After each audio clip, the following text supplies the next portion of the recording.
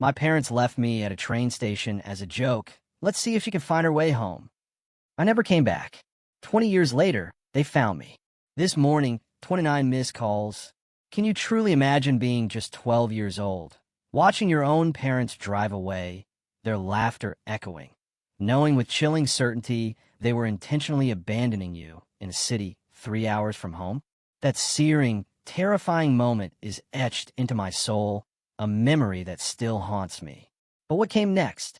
How those people, my biological parents, resurfaced decades later. That's a story I never thought I'd have to tell. I'm Megan Miller, a 32-year-old graphic designer in Chicago. This morning, my phone buzzed with chilling intensity. 29 missed calls from an unknown Pennsylvania number. The area code alone slammed me backward through time to being that terrified, lost 12-year-old girl at Union Station. I could still hear her voice, my mother's, ringing in my ears. Let's see how she finds her way home. Her laughter, sharp and piercing, followed their disappearing car. That day irrevocably altered everything. Through years of relentless therapy, I painstakingly built a new life, far, far away from the people who had so carelessly discarded me. I vowed never to go back. Not ever. Until now. Somehow they found me. Before I tell you about the earthquake that shook my world this morning, I need to take you back. Back to Ridgeview, Pennsylvania, where my story, the one before I became Megan, truly begins. Growing up in Ridgeview felt like living in two separate realities. To outsiders, we were the picture-perfect American family. Frank and Karen Taylor, successful small business owners, with their two well-adjusted children, my older brother Ethan and me, Jennifer. Yes, Jennifer. That was my name then. But behind our carefully closed doors, our home was an unpredictable, emotional minefield.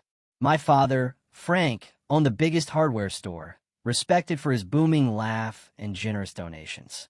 My mother, Karen, ran a famous bakery, winning blue ribbons for her apple pies.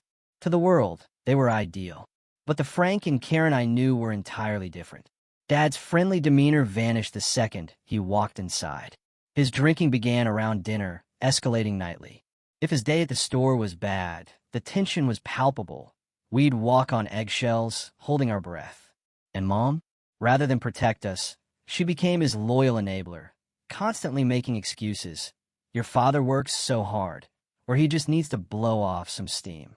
Their parenting philosophy, tough love, was pure cruelty disguised as discipline. These teaching moments were emotional abuse. I remember being 7, left at a grocery store for an hour because I asked for candy. Maybe now you'll learn not to be so greedy. Mom sneered when they finally returned, finding me sobbing uncontrollably by the customer service desk. The manager had nearly called the police. My older brother, Ethan, the golden child, experienced a completely different upbringing. Star quarterback, straight A student, Dad's fishing buddy. He could do no wrong. While I received scathing criticism for a 97% on a math test, what happened to the other 3%, Jennifer? Ethan was praised for a B+. I quickly became the family scapegoat. If anything went wrong, it was always my fault. Dinner was cold because I distracted Mom. Dad had a bad day because I needed homework help. The psychological burden was absolutely crushing for a child. My 11th birthday stands out. Mom promised a small party. I was excited, even helping bake cupcakes. But that morning, they announced an amusement park trip instead.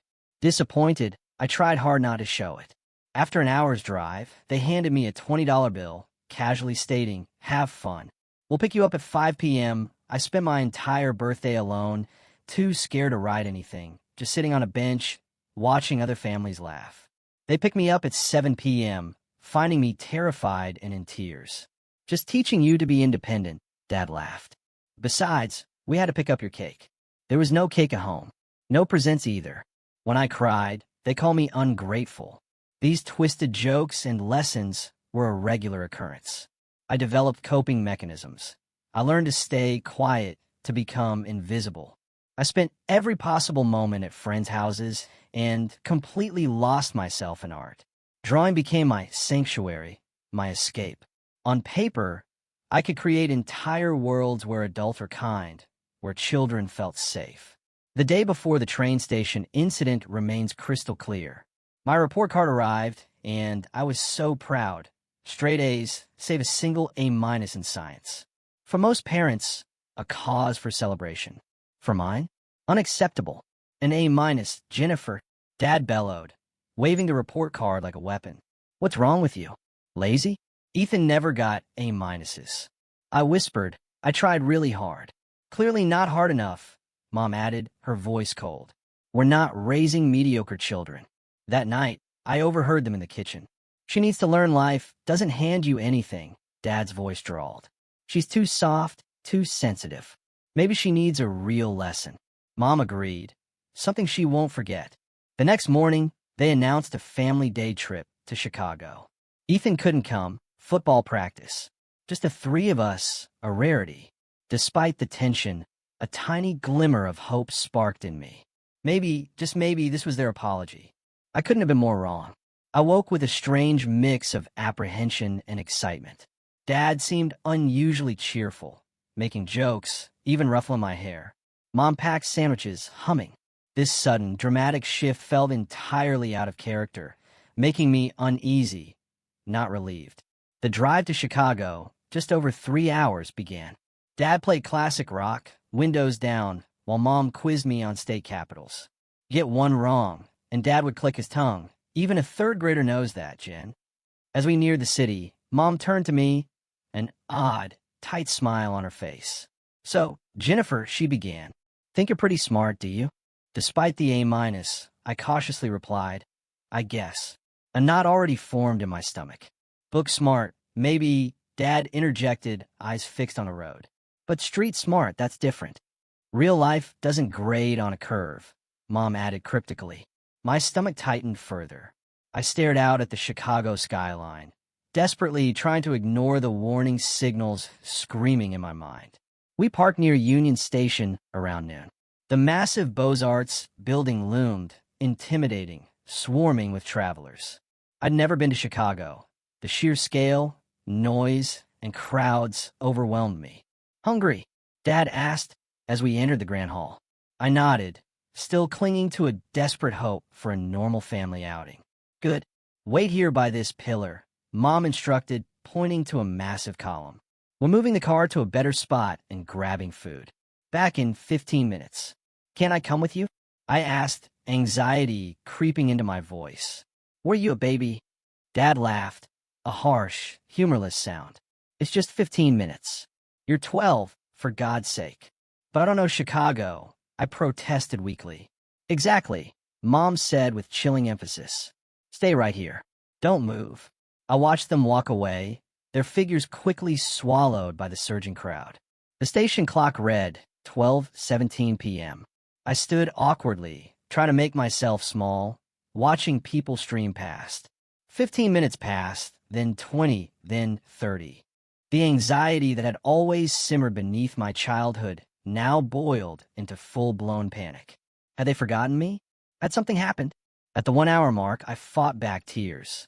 I had no cell phone, no money for a pay phone, just $7 of my weekly allowance. Then, through the large windows, I saw our blue Ford Taurus drive slowly past. My heart leaped. They'd gotten lost. I ran toward the exit, waving frantically, hope surging. As the car passed, I saw both parents inside. Dad, driving slowly, grinned and waved when he saw me. Not a wave of recognition, but a taunting, cruel gesture. Mom rolled down her window and shouted words that would irrevocably change my life. Let's see how you find your way home. Their laughter echoed, a sharp, piercing sound cutting through the city noise as they accelerated away. I stood there, frozen, unable to process it. They left me on purpose, 3 hours from home, alone. The initial denial, the desperate hope this was an extreme prank, quickly gave way to a crushing, suffocating reality. This wasn't a 15-minute lesson. They weren't waiting to jump out and scream, surprise. They were driving back to Pennsylvania without me. Complete, visceral panic set in. I ran back inside, gasping, tears streaming. Union Station, once merely intimidating, now seemed absolutely terrifying. Too many people, Too much noise, too many exits. Where could I go? What could I do? No phone, no contacts, not enough money for a ticket, no ID. For 2 agonizing hours, I wandered in a daze, occasionally breaking down before pulling myself together. I was afraid to ask for help. My parents had always warned of stranger danger, and that police would take disobedient children. Around 3:30 p.m., a station employee named Janet noticed me. An older woman with silver-streaked hair and kind eyes behind red-framed glasses. She must have seen me circling the same areas, clearly distressed. "Honey, are you lost?" she asked, kneeling to my level. I shook my head, automatically trained my whole life to never admit trouble. "Where are your parents?" she persisted gently. "They went to move the car," I lied, my voice cracking. "When was that?" Janet asked, her expression growing concerned. I couldn't maintain the facade. 3 hours of abandonment, fear, and confusion poured out in a flood of tears. "They left me," I sobbed. "They drove away and said to find my way home. But home is in Pennsylvania." Janet's face shifted from concern to alarm. She gently led me to a quieter area, got me water, and asked me to explain everything. Through hiccuping sobs, I told her about my parents, the A-, watching them drive away laughing. "What's your name, sweetheart?" she asked. "Jennifer Taylor." "And how old are you, Jennifer?" 12. Her face hardened momentarily, then softened. "I'm going to help you, Jennifer. What you're describing is not okay." "Not at all," Janet informed her supervisor, who called station security. A kind officer, Marcus, took over, asking more questions about my parents' address and phone number. I saw the adults exchange grim glances. "We need to call the police," Marcus finally said, his voice firm. "What your parents did is abandonment. It's against the law." And that was how, at 4:45 p.m. on a Saturday, I found myself sitting in a small office at Union Station, watching Officer Teresa Ramirez file a report about my abandonment. My whole body felt numb. This couldn't be real. Parents don't just leave their children in strange cities. But mine had. The fluorescent lights of the Chicago Police Department's 1st District buzzed overhead as I sat, wrapped in a borrowed blanket. Though not cold, Officer Ramirez had brought me here after my statement. She was kind but professional, documenting everything with a seriousness that deepened the reality of my situation. "We've tried calling your home number twice," she informed me, setting down hot chocolate. "No answer yet." My stomach twisted. "Maybe they're still driving back," I suggested weakly. The drive to Ridgeview was over 3 hours. A small, desperate part of me still hoped this was an extreme lesson, that they'd turn around halfway home once I'd been scared enough. "Maybe," Officer Ramirez replied, her tone suggesting otherwise. The police station was nothing like TV. No bars, just desks, computers, phones. Still, the knowledge I was here because my parents abandoned me was overwhelming. "Jennifer," a new voice called. Laura Donovan, from the Department of Children and Family Services, approached with a file. "I'd like to talk with you if that's okay." The next hour blurred with gentle questions. Had my parents done this before? Yes, but never this extreme. Ever hit me? No, not physically. Feel safe at home? I hesitated too long. That was answer enough. "What's going to happen to me tonight?" I finally asked, my voice barely audible. Laura explained that without reaching my parents, I'd be placed in emergency foster care. Foster care? A chill went through me. I'd heard stories, none good. "We have a wonderful emergency placement family," Laura assured me. "The Williams family.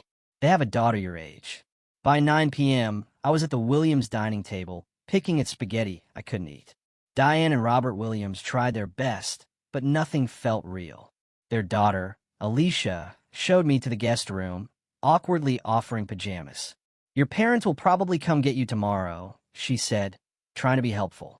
I nodded, but didn't believe it for a second. I didn't sleep. I lay awake, staring at the unfamiliar ceiling, replaying my parents driving away, laughing. What kind of parents did that? What I'd done to deserve it? The next morning, after a breakfast I barely touched, Laura Donovan returned. Her expression told me everything. "We reached your parents late last night," she said carefully. "Are they coming to get me?" I asked, already knowing. "Not yet," Laura replied. They said they were teaching you a lesson about independence and problem solving. Hot tears sprang to my eyes. By leaving me in a different state, they claimed they planned to call the station after a few hours, but things escalated when authorities got involved. Translation: they hadn't planned to call anyone. They'd expected me to panic, then what? Magically find my way home with no money, phone, or ID. Your brother Ethan confirmed you were expected home yesterday, Laura continued. He was surprised when his parents returned without you. A fresh wave of betrayal washed over me. So, Ethan hadn't been in on it. Small comfort, but comfort nonetheless. What happens now? I asked, feeling utterly lost. We've arranged a meeting at our office tomorrow. Your parents will be there. A judge has been notified, and there will be a hearing later this week to determine next steps. The next 36 hours were a strange limbo. The Williams family was incredibly kind, but I felt like a ghost. Diane tried talking, Robert offered board games, Alicia invited me to watch TV. I went through the motions, numb, disconnected. The DCFS meeting was set for 2 p.m. Monday. I changed into my original clothes, now wrinkled. Laura drove me downtown, explaining what happened. You don't have to speak to your parents if you don't want to, she assured me. I'll be with you the whole time. We entered a conference room. 2 other adults, Laura's supervisor and a family court liaison, were already seated. 5 minutes later, the door opened. My parents walked in, looking nothing like the confident, laughing people from Union Station. Dad looked haggard. Mom's eyes were red. Behind them, a man introduced himself as their attorney.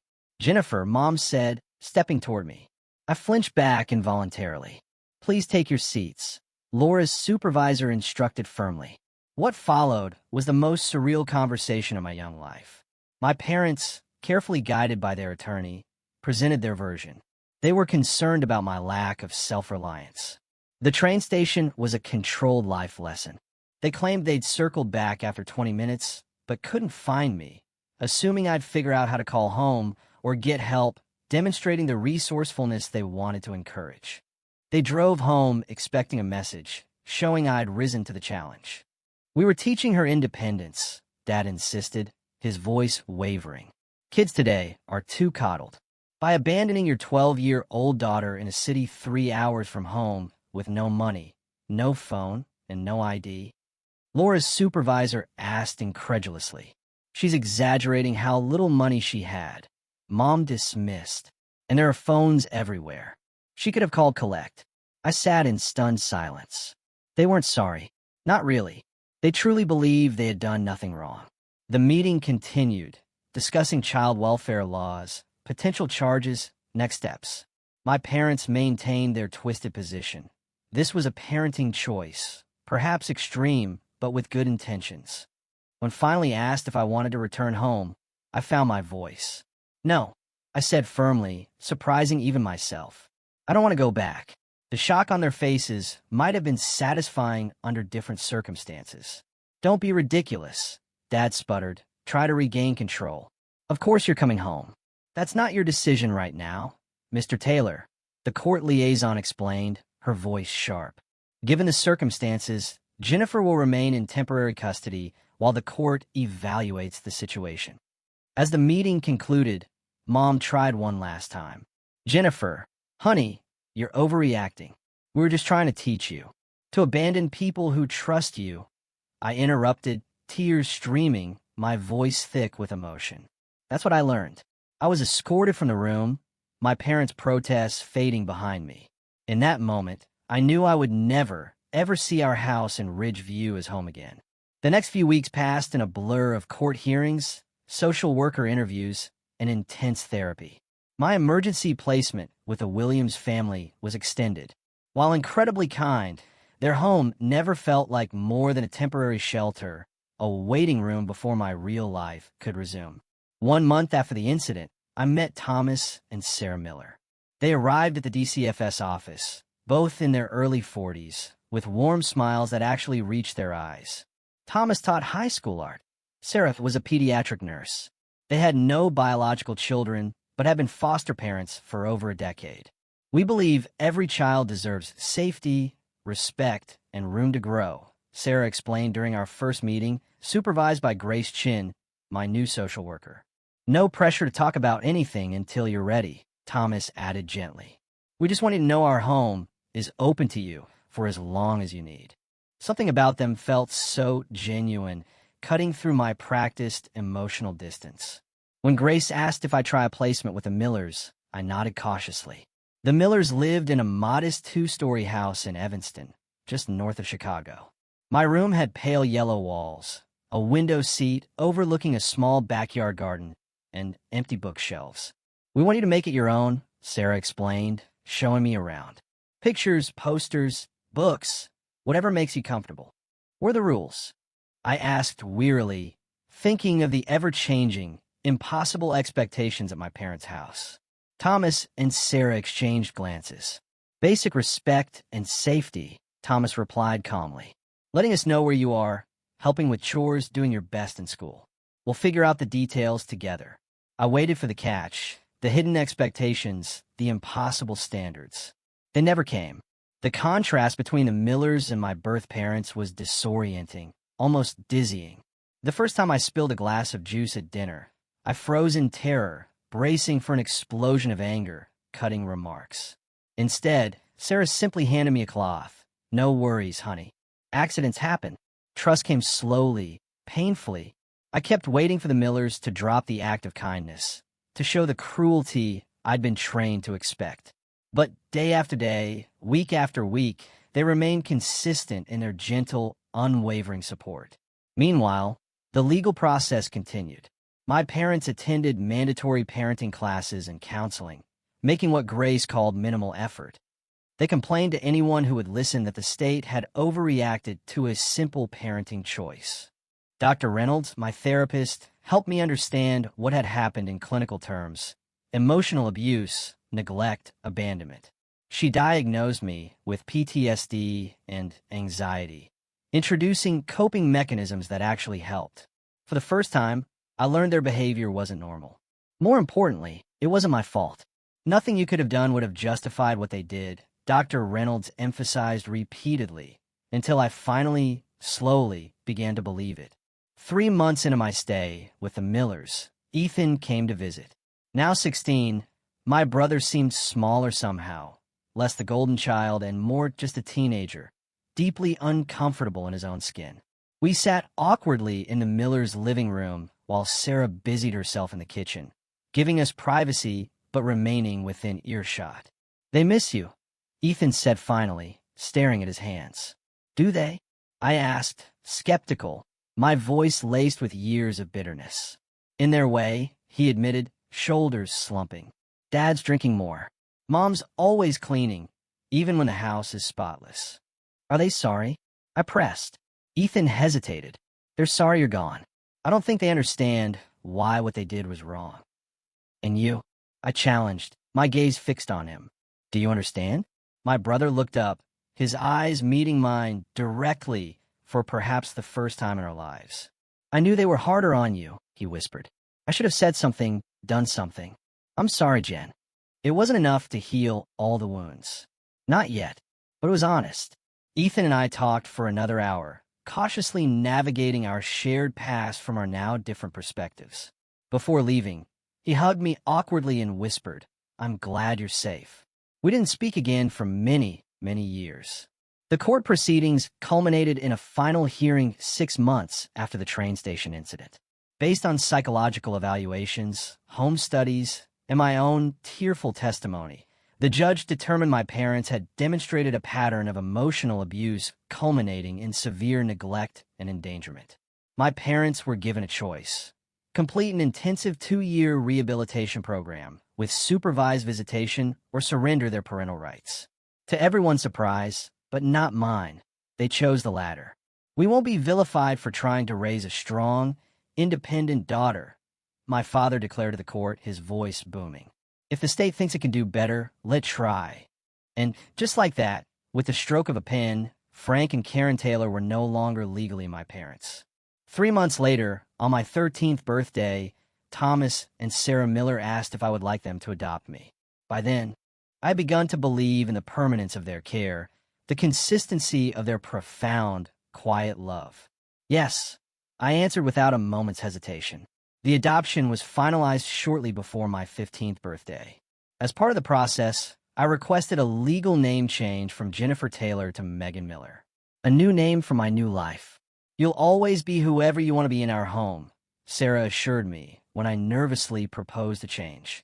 "We just feel lucky to be part of your journey." Art truly became my salvation during those transformative years. Thomas, my adoptive father, recognized my talent early and nurtured it with supplies, books, and gentle, encouraging guidance.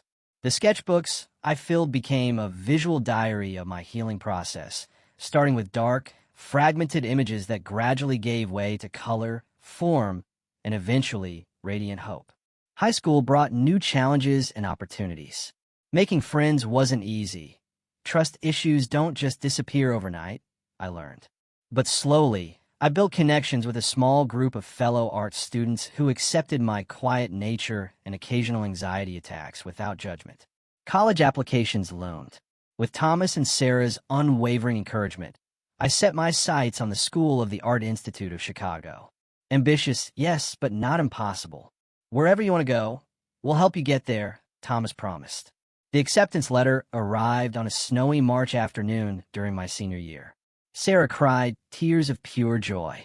Thomas insisted on framing the letter, and I, for the first time, allowed myself to truly believe that the future could be something bright and beautiful, entirely of my own making.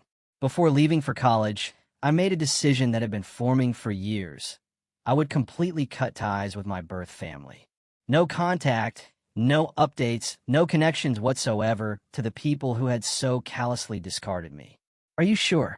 Sarah asked gently. "You might feel differently someday." "I'm sure," I replied, my voice firm. "The Taylors are my past. You're my family now." And with that resolution firmly in place, I stepped forward into my future. College at the School of the Art Institute of Chicago opened up a world I'd only ever dreamed about. The campus buzzed with electric creative energy, students with bright hair and unconventional clothes, professors who spoke about art like it could genuinely change the world. And everywhere, the freedom to experiment and grow. My first semester was overwhelming, yes, but exhilarating. I declared a major in graphic design, discovering a passion for combining visual art with practical communication. Each successful project built confidence that had been systematically dismantled throughout my childhood.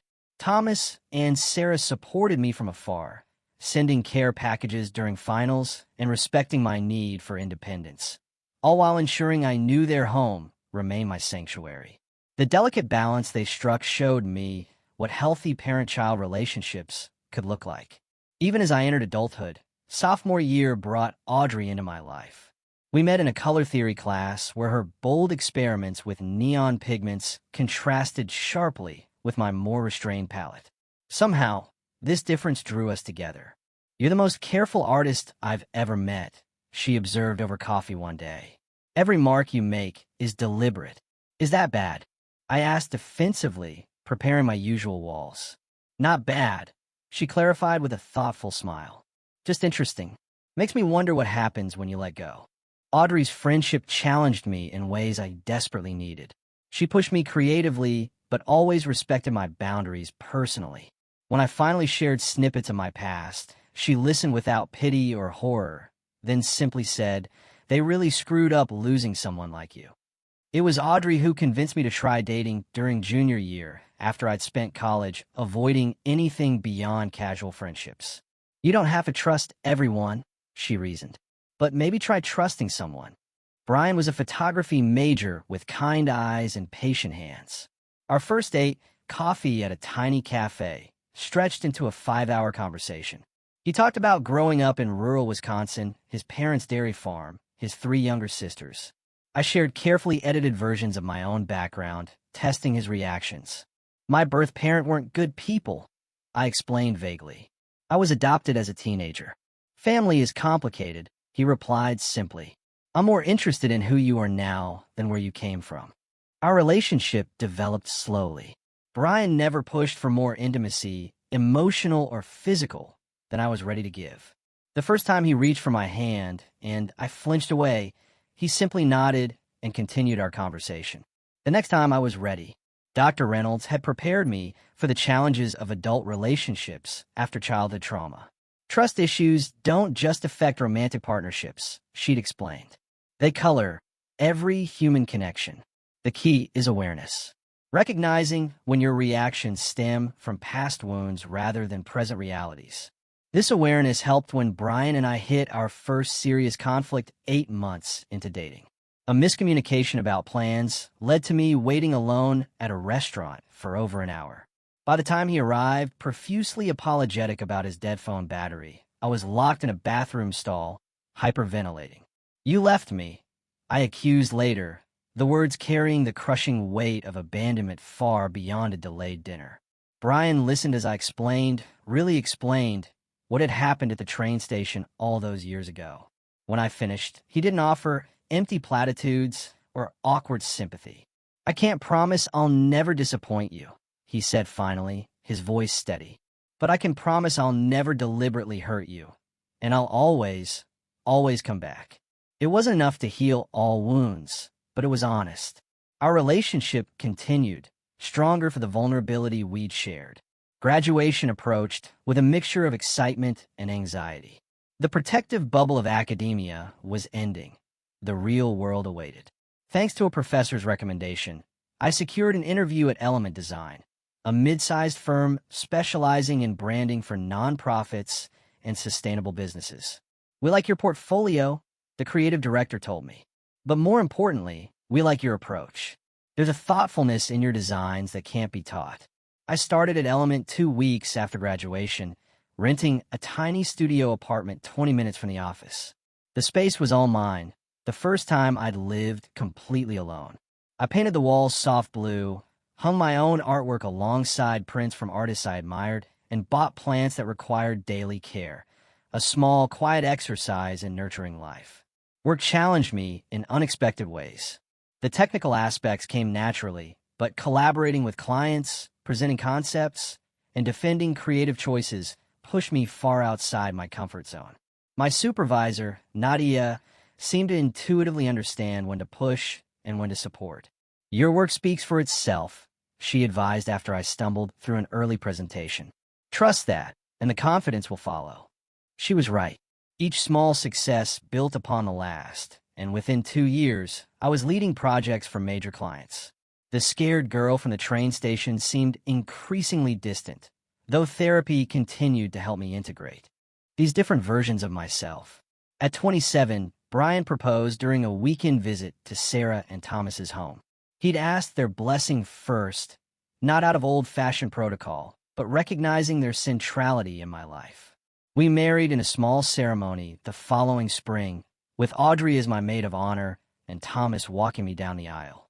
"You've built something beautiful," Sarah whispered during our mother-daughter dance, a tradition we'd both insisted on maintaining despite our non-traditional relationship. "We built it together," I corrected, embracing the woman who had shown me what motherhood should truly be. Around this time, my birth parents made their first attempt to contact me. A Facebook message from Karen appeared one ordinary Tuesday. "Jennifer, we've been thinking about you. Would love to reconnect. Dad and I are still in Ridgeview." I stared at the message for hours before showing it to Brian, then Dr. Reynolds.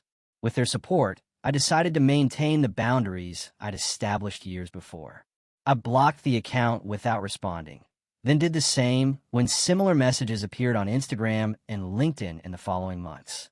The intrusions disturbed me, unsettling the peace, but I refused to let them derail the life I'd worked so incredibly hard to build.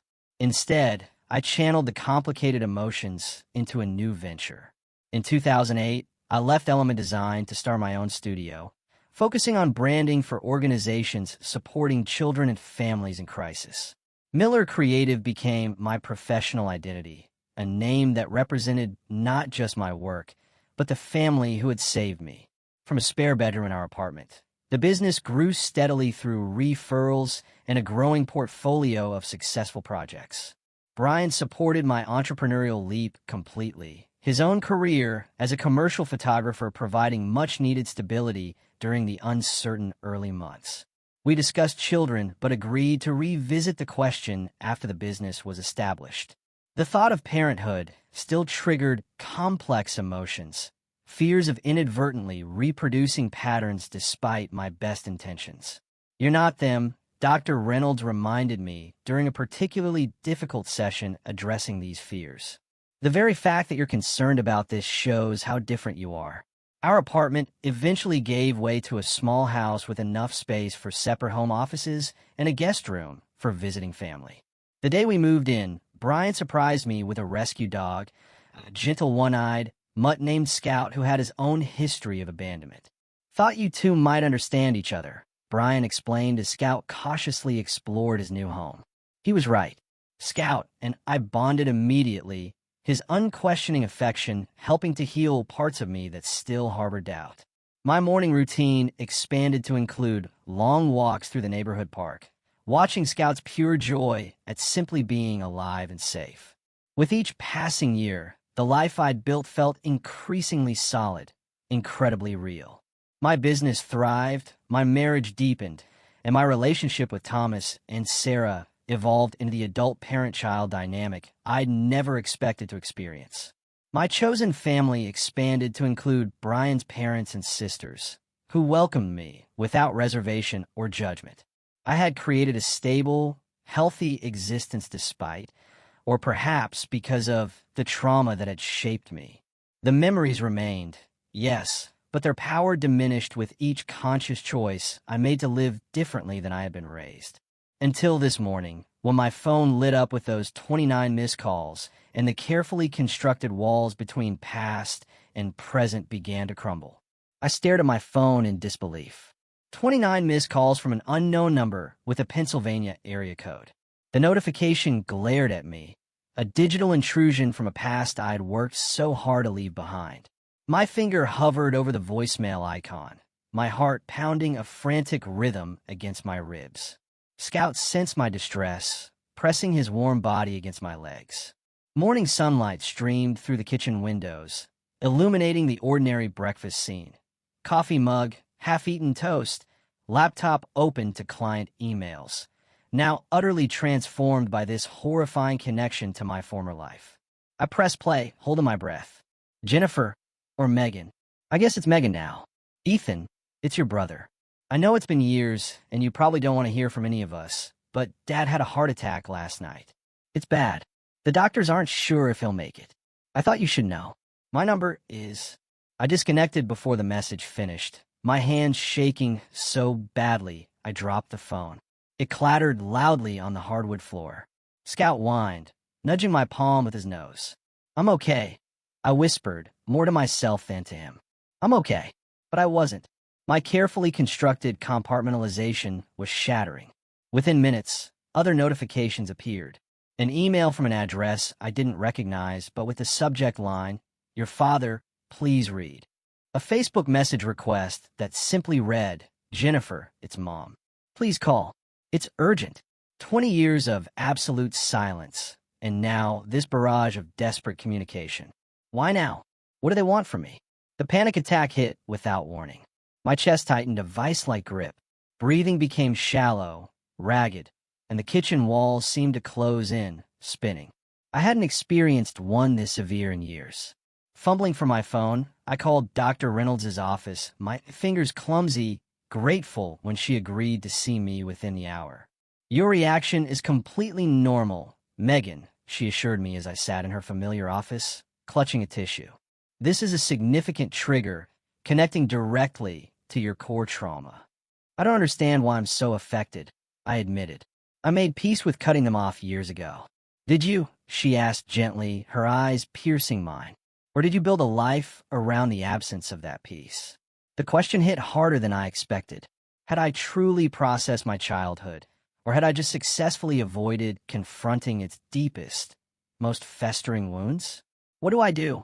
I asked finally, my voice barely above a whisper. "That depends on what you want," Dr. Reynolds replied, her tone empathetic. "There's no right answer here, Megan. You can maintain the boundaries you've established, which would be entirely valid. Or you can engage, but only on your own terms." "What would I possibly need from them?" I asked, frustration rising. Only you can answer that. Closure, answers, the opportunity to speak your truth, or perhaps confirmation that your decision to leave was the right one all along. I left the session with more questions and answers, but also with grounding techniques to manage the anxiety that threatened to overwhelm me. Back home, I called the two people who had earned the right to advise me on family matters. Sarah answered on the second ring. Megan, what a lovely surprise. The moment I heard her warm, steady voice, I broke down again. Through tears, I explained the entire situation. "Oh, sweetheart," she said when I finished, her voice full of genuine concern. "What can we do? Tell me what to do." I pleaded, desperation coloring my words. "You know we can't do that," she replied gently, her wisdom always a balm. "But I can tell you that whatever you decide, Thomas and I support you completely. Your relationship, or lack thereof, with your birth family doesn't change anything between us." After hanging up, I called Audrey, who offered to come over immediately. Within an hour, she was at my kitchen table, pouring wine despite the early hour. "Okay, let's think this through," she said pragmatically, ever the anchor. "What's the worst that could happen if you respond?" I took a deep breath. They could try to pull me back into their dysfunction, make me feel responsible for them, dismiss everything they did, re-traumatize me. "And what's the worst that could happen if you don't respond?" Audrey pressed, forcing me to confront it. I considered this carefully. I might always wonder, I admitted, maybe regret, not having said what I needed to say to them. "So, the question isn't really about them," Audrey observed, her insight cutting through the noise. "It's about what you need." When Brian came home that evening, he found me surrounded by research, printouts about heart attacks, treatment protocols, recovery rates. My graphic designer's mind had created a flowchart of possible responses and their potential consequences. "I see you've been busy," he said, kissing the top of my head, his touch instantly calming. "I need to understand what's happening medically before I decide anything." I explained, "If this is really life or death, or if it's a manipulation." Brian finished my thought when I trailed off. "Is that terrible of me to even think that?" I asked, ashamed. "No," he said firmly. "It's self-protective and smart." We talked late into the night, weighing options and scenarios. Brian, who had never met my birth family but had witnessed the devastating aftermath of their damage, maintained that I owed them nothing. "But this isn't about owing," he acknowledged. "It's about what will help you move forward." By morning, I had reached a decision. I would not call or visit immediately, but I would respond to Ethan's message with a text. "This is Megan. I got your message about Dad. I need more information before deciding my next steps. How serious is his condition? What exactly do you and Mom expect from me?" His reply came within minutes. "Thank you for responding. It was a major heart attack. He's stable but critical. Triple bypass scheduled tomorrow. Mom's a mess. We don't expect anything. Just thought you should know. Would understand completely if you want no part of this." The sincerity of his response surprised me. I wrote back, "I need time to think. We'll be in touch." Over the next 3 days, I engaged in intense self-reflection, spoke with Dr. Reynolds again, and ultimately made my decision. I would meet with Ethan, and only Ethan, at a neutral location to get a clearer picture of the situation before considering any contact with my parents. We arranged to meet at a coffee shop halfway between our locations. Seeing my brother after 20 years was surreal. The gangly teenager I remembered was now a middle-aged man with thinning hair and glasses, dressed in a rumpled button-down shirt and khakis. "Megan," he said, standing awkwardly as I approached his table. "Thank you for coming." I nodded, not quite ready for pleasantries. "You look great," he offered. "Really great. Tell me about Dad," I said, getting straight to the point, my voice clipped.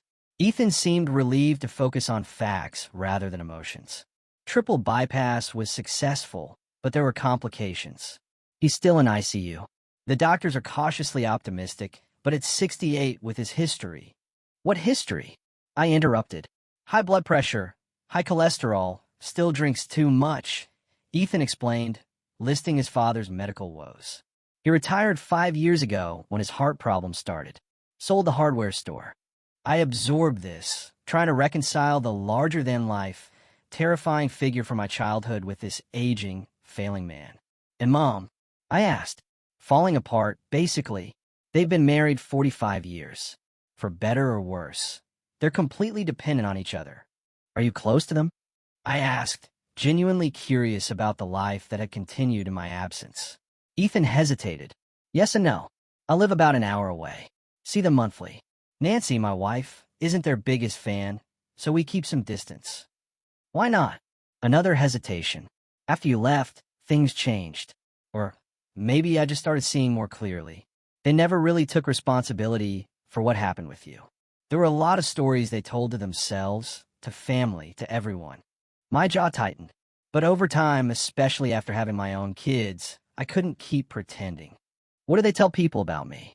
I asked, both dreading and needing to know the fabrication. At first, that you were staying with friends in Chicago for school opportunities. Later, that you'd become rebellious and cut contact despite their best efforts. Most people believe them. They were good at presenting themselves as victims. The familiar, bitter anger rose in my chest. And you let them? Yes, he admitted quietly, looking directly at me. For years I did. I was 18, heading to college. It was easier to accept their version than confront what really happened. I'm not proud of that. His honesty, raw and unflinching, disarmed me slightly. Why are you reaching out now, after all this time? Just because Dad is sick. Partly, Ethan acknowledged, but also because my daughter Emma is 12 now, the age you were when it happened. Watching her grow up has made everything so much clearer. The thought of anyone doing to her what they did to you. He shook his head, unable to finish the thought. We talked for nearly 2 hours. Ethan filled in the 20-year gap, telling me about his life as an accountant, his wife Nancy, their 2 children. He answered my questions about our parents with painful honesty, neither defending their actions nor exaggerating their faults. Have they ever expressed genuine remorse? I asked finally, needing to know. Not regret that I left, but actual understanding of what they did wrong. In moments, Ethan replied, Dad has said things when drinking, that he went too far, that he wishes things had been different. Mom still struggles more with taking responsibility, but they've both asked about you over the years. They keep a photo of you, your high school photo from before, on their mantle. The image disturbed me. My younger self preserved in their home like a memorial, while the person I'd become remained unknown to them. Would you consider visiting Dad in the hospital? Ethan asked eventually, his voice hesitant. You wouldn't have to talk to him if he's awake, and I can make sure Mom isn't there if you prefer. I considered the request carefully. I need to think about it. Of course, he nodded. And Megan, whatever you decide is okay. You don't owe any of us anything. As we parted, Ethan hesitantly offered his hand. I took it briefly, this physical connection to my past, both strange and profoundly significant. That night, I discussed everything with Brian, who supported my inclination to see my father while maintaining strict boundaries. Just remember, he cautioned, his eyes serious. You're not that powerless 12-year-old anymore. You're visiting on your terms. You can leave anytime. The next morning, I called Dr. Reynolds and asked if she would accompany me to the hospital. Not as my therapist specifically, but as a support person who understood the complexity of the situation. She agreed immediately. This is an opportunity to engage with your past from a position of strength, she observed. But only if that's what you truly want. I thought about the scared girl at Union Station, the years of healing, the life I'd built, and the parents who had chosen to abandon me. Then I thought about the man in the hospital bed, facing his own mortality. Yes, I said finally. I think I need to do this, not for them, but for me. The hospital corridor seemed endless. Dr. Reynolds and I walked toward the cardiac ICU. Each step required conscious effort, my body seemingly trying to protect me by refusing to move forward. The antiseptic smell, the hushed voices, the urgent beeping of machines. Everything heightened my already overwhelming anxiety. We can take a break, Dr. Reynolds offered, noticing my shallow breathing. I shook my head. If I stop, I might not start again. Ethan waited at the ICU entrance, relief visible on his face when he saw us. Thank you for coming, he said quietly. Dad's awake, but tired from physical therapy. Mom's at the cafeteria. You made sure to schedule this when she'd be away? I asked skeptically. And she agreed to that? Not exactly. Ethan admitted, his discomfort with the deception obvious. I introduced Dr. Reynolds simply as a friend, and Ethan didn't question her presence. As we approached my father's room, Ethan touched my arm lightly. "Just so you're prepared," he whispered. "He looks different. Older, obviously, in the surgery." I nodded, bracing myself, but nothing could have fully prepared me for the sight of Frank Taylor. Once so imposing in my childhood memories, now diminished, frail in a hospital bed, surrounded by monitoring equipment, tubes, and wires connected to his pale body, a nasal cannula delivering oxygen. His chest was clearly bandaged beneath his hospital gown. His eyes were closed when we entered, but they fluttered open at the sound of footsteps. For a moment, there was no recognition in his gaze as he looked at me. Then his eyes widened, lips parting in shock. "Jennifer," he whispered, his voice raspy, a mere shadow of the booming laugh I remembered. "It's Megan now." I corrected automatically, my voice steady. "Megan," he repeated, as if testing the unfamiliar name on his tongue.